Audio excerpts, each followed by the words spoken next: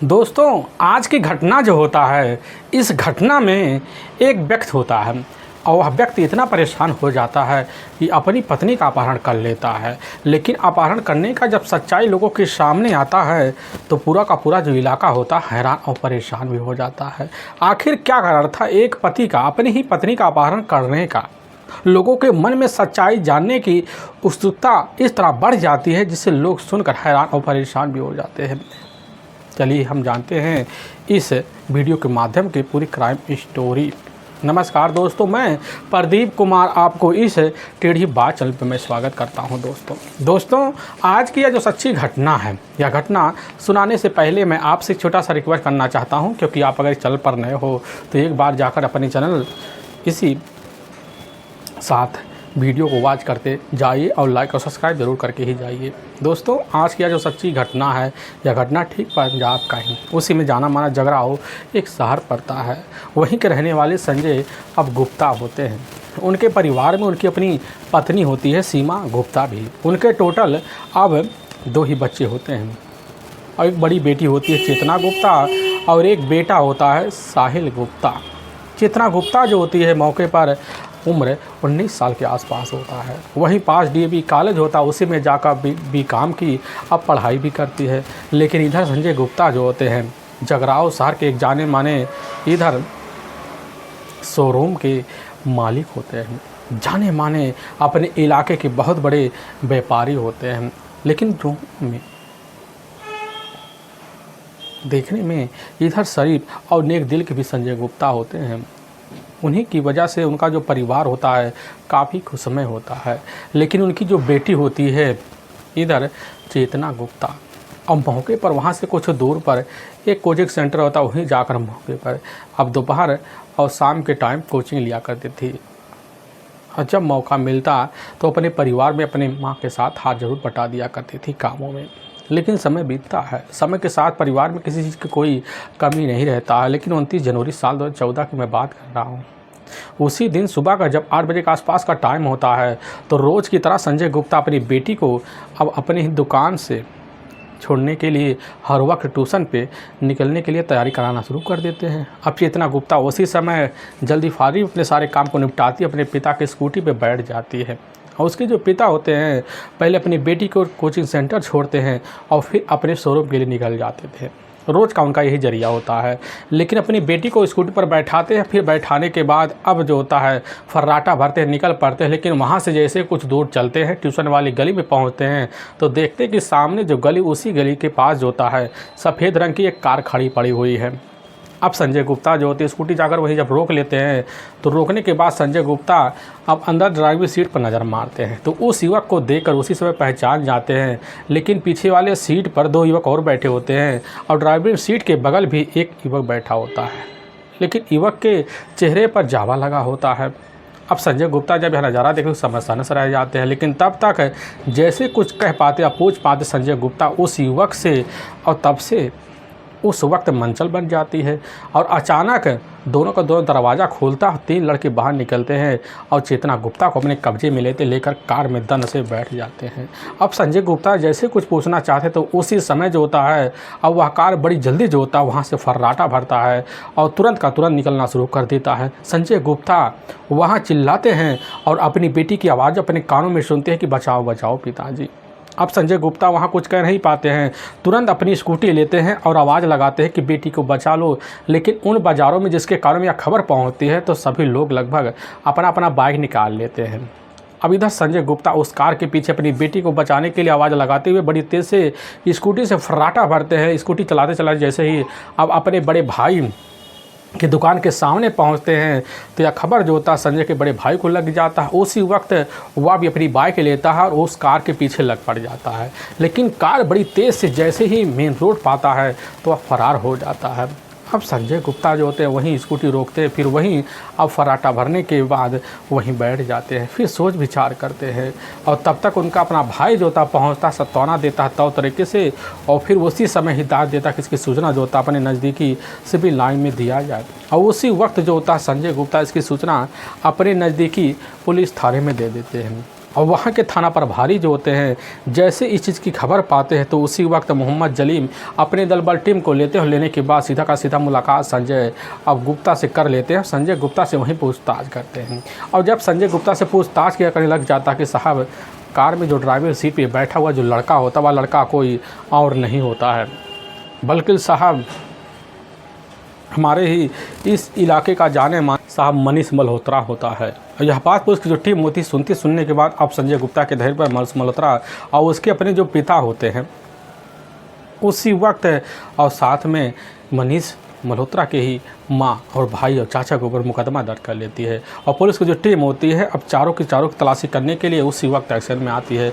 लेकिन तब तक इसकी जो खबर होता है अब जाकर संजय के द्वारा उस बाज़ार में लग जाता है। लोग खबर पाते हैं। लोग जो होता है एक बड़े बड़े व्यवसायी की बेटी की अपहरण के बारे में जानकारी पाने के बाद उस इलाके में सरगर्मी बढ़ा देते हैं। लोग खबर पाते हैं, यहाँ तक कि बड़े बड़े अधिकारी पहुँच जाते हैं, उसी वक्त सहयोग मांगते हैं। लेकिन इधर जो होता है पता चलता है कि अब मनीष अपने घर पर है नहीं और पुलिस की टीम जो होती है इसकी सूचना संजय को दे देती है और संजय खबर पाता उसी समय अपने परिवार को लेकर धरने पर वहीं बैठ जाते हैं। और फिर इसकी खबर वहाँ कोतवाली को लगता है। कोतवाली साहब बैठते हैं, बैठने के बाद सत्तावना भी देते हैं। लेकिन पूरा जो परिवार होता है उस इलाके के जो लोग इकट्ठा हो जाते हैं और वहाँ धरने को बड़े तब्दील कर जाते हैं। लोग दबाव मारते हैं मनीष को अपने कस्टडी में लेने के लिए, क्योंकि मनीष जब तक कस्टडी में नहीं आएगा तब तक तो इधर उनकी अपनी बेटी अब चेतना भी नहीं अपने कब्जे में आ पाएगी।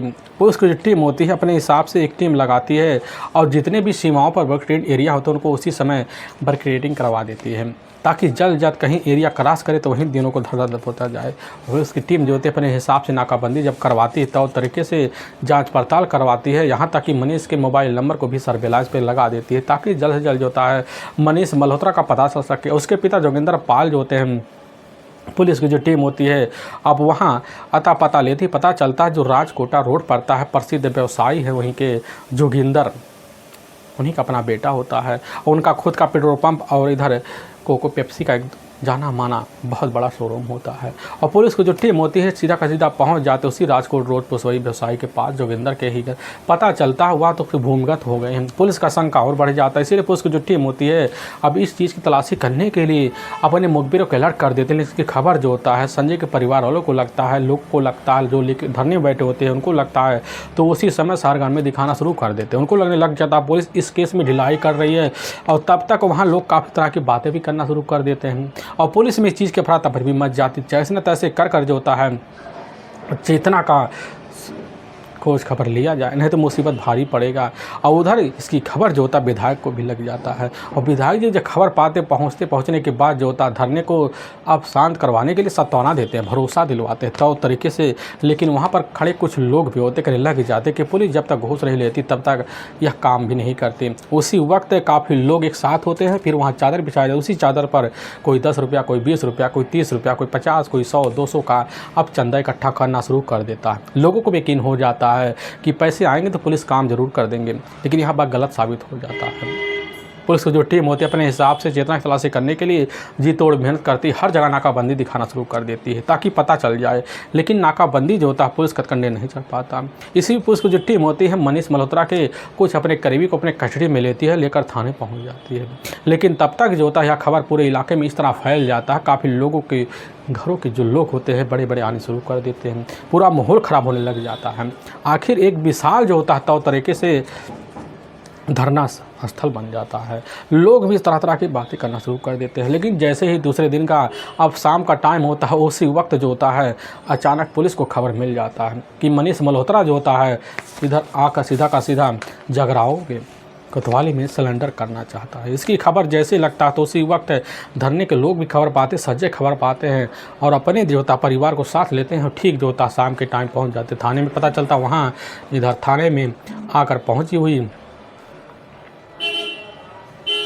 उनकी अपनी बेटी होती है और साथ में मनीष होता है। लेकिन अब मनीष से जब पूछताछ किया जाता है कि आखिर क्या कारण था तो पता चलता है कि मनीष की वह तो अपनी पत्नी होती है आखिर चेतना गुप्ता। पुलिस की टीम भी सनक रह जाती है। तो पुलिस की टीम यही कहती है कि आखिर जब तुम्हारी पत्नी थी तो अपहरण करने का क्या मकसद था। लेकिन पुलिस के सामने जो था अब जो सच्चाई इधर चेतना गुप्ता और मनीष मल्होत्रा के प्रेम संबंध का से सुनकर हर किसी के रोंगटे भी और विश्वास भी टूट भी जाते हैं। फिल्म में चेतना गुप्ता और दूसरी तरफ मल्होत्रा यानी कि मनीष मल्होत्रा दोनों का जो प्रेम प्रसंग होता है जाकर अपने इलाके में रहने की वजह से अब एक दूसरे के साथ होने की वजह से बचपना साथ बीतने की वजह से शुरू हो जाता है। दोनों एक दूसरे को जानते भी पहचानते भी हैं, लेकिन इसी बीच चेतना को भी पता चल जाता है कि मनीष के परिवार उसके जो अपने पिता होते हैं इधर जोगेंद्र मल्होत्रा, उनका खुद का अपना एक पेट्रोल पंप भी है, वह भी ठीक इसी जगराओं शहर में, और खुद का उनका एक पिप्सको जाना माना एजेंसी भी है और इसी शहर में। अब यह खबर जो होता है सिर्फ मनीष के द्वारा लगता है, लेकिन मनुष्य जो होता है अपनी प्रेमिका को पाने के लिए झूठ पे झूठ हर वक्त जो होता है सपने पे सपने बुनना जो होता है अब इधर चेतना के सामने शुरू कर दिया, जिसकी वजह से चेतना उसके सारे बैकग्राउंड को जानकर अपने जीवन को सौभाग्य मानकर उसके साथ ज़िंदगी बिताने का फैसला ले लेती है। और दोनों के बीच अब जो होता है प्रेमी रिश्ता भी शुरू हो जाता है, बराबर घूमना फिरना भी चालू हो जाता, समय बीतने लग जाता है।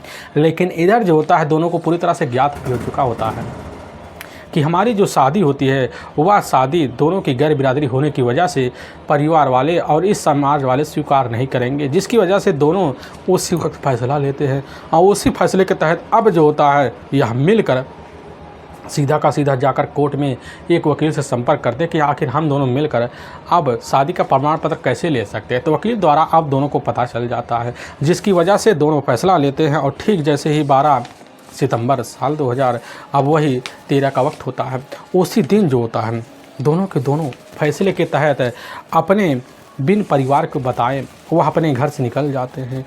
और जब निकल जाते हैं सीधा का सीधा जाकर अब पहुंच जाते हैं इधर जो गुरुद्वारा साहिब बाल खेतार जो मंजी का इलाका है वहीं पहुंचते हैं और वहीं जाकर ठीक 12 सितंबर साल 2013 को धूमधाम से गुरुद्वारे में शादी कर लेते हैं और फ़ोटो भी खिंचवाते हैं, सारे सबूत इकट्ठा करते हैं और फिर लेकर चंडीगढ़ हाई कोर्ट में वकील से संपर्क करते वकील के द्वारा उन्हें शादी का प्रमाण पत्र मिल जाता है। लेकिन अपने परिवार से सुरक्षा के लिए जो होता है वहाँ पुलिस से अब मदद भी मांगते हैं। लेकिन इसी बीच जो होता है दोनों एक दूसरे से बनने के बाद अब चोरी छुपे अपना घर पर मिलना जुलना भी हो जाता है। कैसे रहते सिलसिला चलता है।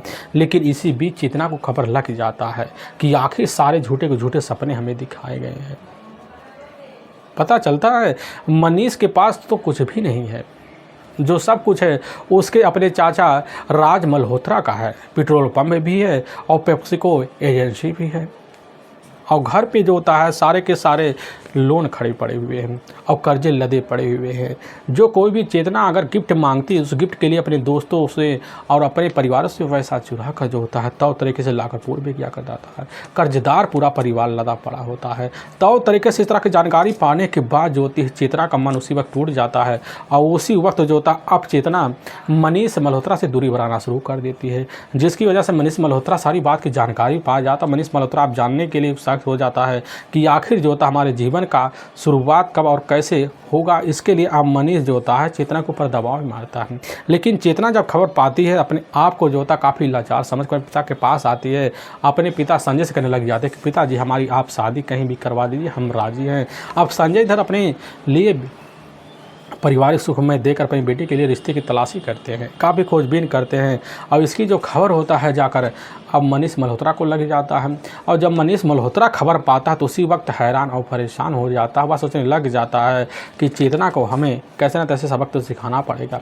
और तभी मनीष मल्होत्रा के अपने परिवार में कुछ लोग होते हैं उसी की वजह से तंग आ जाता है। मनीष मल्होत्रा बड़ा ही खतरनाक फैसला लेता है। अब अपने ही बुआ के लड़के से संपर्क करता है, फिर उसी के साथ मिलकर जिसका नाम अमित होता है सारे प्लान की एक बैकग्राउंड बनाता है और उसी की अपने करीबी 2 दोस्त उनको भी अपने प्लान में शामिल कर लेता है। तो तरीके से अब जैसे ही इधर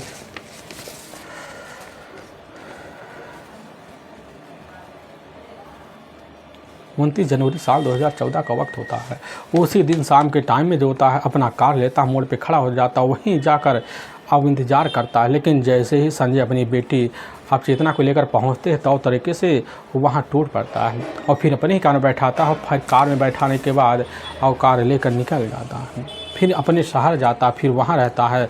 लेकिन जैसे ही कुछ वक्त बीतता है तो चेतना को लेकर जो होता है सीधा का सीधा निकल जाता है अपनी सीमा क्रॉस करते हुए। अब यह सीमा जब क्रॉस कर लेता है, क्रॉस करने के बाद सोच लेता है कि यहाँ तक कोई पहुँच ही नहीं पाएगा, जिसकी वजह से अब लुधियाना के निकल कर चलता है। वहाँ चेतना को अपने पास रखता है, लेकिन उसके कानों में खबर लग चुकी होती है कि पूरे इलाके वाले धरने पर बैठ चुके हैं, हमारे परिवार वाले कहीं के नहीं, जिसकी वजह से वो डर भी जाता है। अब इसकी जानकारी जो होता है वहाँ तो तरीके से लेना शुरू कर देता है, और रायकोट जब पहुँचता है कई जगह घूमना शुरू कर देता है। लेकिन तभी जो होता है उसी के शहर के रहने वाले कुछ करीबी उन्हीं के द्वारा पता चल जाता है, जिसकी वजह से वह परेशान हो जाता है। फिर सोचता है कि चेतना को हमें छोड़ना पड़ेगा, और एक कार लेता, उसी कार में पहुंचता है अपने ही शहर। और टोल प्लाजा जब पहुँचता तभी चेतना वहाँ टोल प्लाजा पे चिल्लाना शुरू कर देती है, जिसकी वजह से कार को वहीं छोड़कर मनीष मल्होत्रा फरार हो जाता है और अपने ही जीजा के पास फ़ोन कर देता है और कहने लग जाता है कि हम जो होता है इस तरह मल्होत्रा पड़ गए। उसके अपने जीजा सल्त्रा मल्होत्रा ध्यान देते हैं, और तभी कोतवाली फ़ोन कर देते कहने लग जाते हैं कि मनीष मल्होत्रा जो होता सरेंडर करना चाहता है। और थाना प्रभारी खबर लगता था पर संजय को देते हैं, और खबर पूरी तरह से माहौल में बिगड़ जाता है। हर लोग हर सोच के नज़रिया बदल जाता है। लेकिन वाकई में दोस्तों पुलिस के सामने या जो सच्चाई होता है, जब जाकर थाने में मनीष मल्होत्रा रखते हैं, सुनकर हर किसी का कलेजा भी हिल सा जाता है। पुलिस की जो टीम होती है उसके करीबी दोस्तों को भी अपने कब्जे में लेती है। अब चारों को ले जाती है, वहाँ के ही कोर्ट में पेश कर देती है। कोर्ट में चारों के ऊपर काफ़ी गंभीर धर्म मुकदमा दर्ज करके ले जाकर जेल में भी डाल देती है। दोस्तों, हम इस घटना का सुनाने का जो उद्देश्य है किसी के दिल को ठेस पहुँचाना नहीं है, बल्कि आपको यह बताना है कि आप जहाँ भी रहें आप सावधान और सतर्क जरूर रहें। दोस्तों, फिर मुलाकात होगी, तब तक के लिए जय हिंद और जय भारत।